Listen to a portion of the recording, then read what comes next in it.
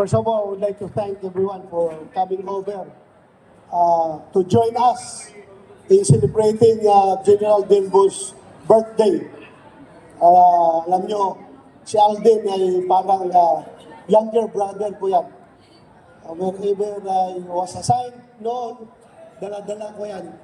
At talagang inaalagaan natin.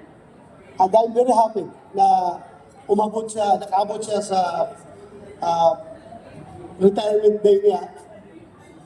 Walang kaso. Walang kaso. Wala pa. At least, so happy. Yun lang naman ang mga wish na mga superior officers. Just like General Conrad Lasa, pangarap rin niya na yung kanyang mga bata, kagaya ko, na magiging successful sa kanyang career, sa aming career. So, kung nag-succeed ako, very happy si General Lasa. Ganon din si General Delbo.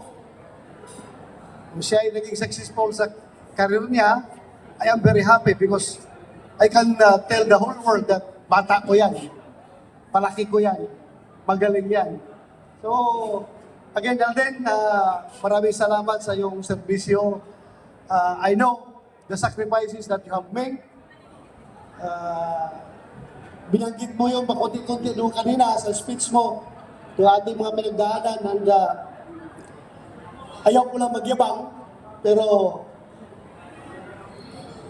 actually, sa totoo lang, we have made the impossible during our time.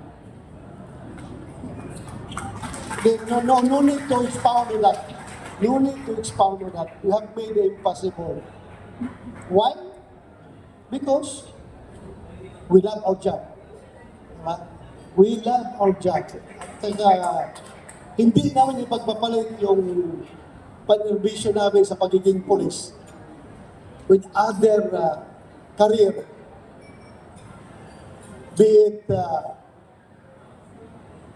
kwartahan na career, popular na career, or what, relaxing na career. Dili na mo pwedeng ipagpalit ang among career sa pagka-police tungod kay we really love our job. Dagmay pa may pangarap na namo na mahimong police. So, maunang ganun na lang kami kasatisfied kapag kami ay umabot sa retirement. So, Alden, gisulti na lang niya itong ako mga wishes sa'yo. I know you have the same stories to tell pagdating sa panahon na yung mga bata mo rin ngayon na magiging successful in the future. Marami ka rin may kwento. So that's the beauty of our service. We live to tell everyone all the deeds that we have done, be it good or bad. Basta ang purpose doon is serbisyo publiko. Whether maayo o tautan, sabi ko kay General Bao Aplasca kanina, yung hostage sa negotiation mo kanina na pinakita sa video na nagiging hostage sa rescue ay wala yun sa libro. Di ba? Kahit saang hostage sa negotiation manual, sabi ni General Aplasca, hindi mo makita yan, yung ganong klaseng approach. Dito mo lang yan nakita sa Davao na ginawa ni General Delbo dahil sa kanyang diskarte nga wala sa libro, wala sa eskulahan, wala gatudluan na. You can develop that kind of diskarte kung ikaw ay babad sa field. Kung ikaw ay talagang nandiyan sa kalsada, sinumbagay sa mga kriminal, nakipag-away sa tanang rebuilding, alam mo ang diskarte. Ikita niya, para binaril pero buhay.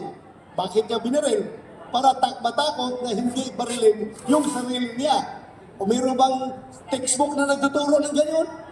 Mayroon bang training na nagtuturo ng ganyan? Wala. Matutunan mo lang yan kapag ikaw there's no substitute for experience. He is a very experienced police officer. Everybody knows that. Every Dabawenyo knows him na gano'n siya kagaling. So, we're very proud of you all then. And I hope and pray na unta, you will live longer and you will continue to be a good man. Imo kinaiya, maintain lang yapon. Dili ka hambugero, dili ka mapahitason, o pinaka-importante niya, maayo ka mag-isama sa imong isang katao. Daghang salamat alin sa imong serbisyo. O kang Golde, congratulations. Congratulations for winning back home, Alden Delbo. Imuha na na. Pasugda na naglaba ugma. Ikaw ng commander na ugma. Daghang salamat sa iyong tanan, ha? I'm very, very happy to see you. Salamat po. Ladies and gentlemen, once again, a big round of applause for Senator Ronald Pato and De La Rosa. So right now, ladies and gentlemen, we will now give the floor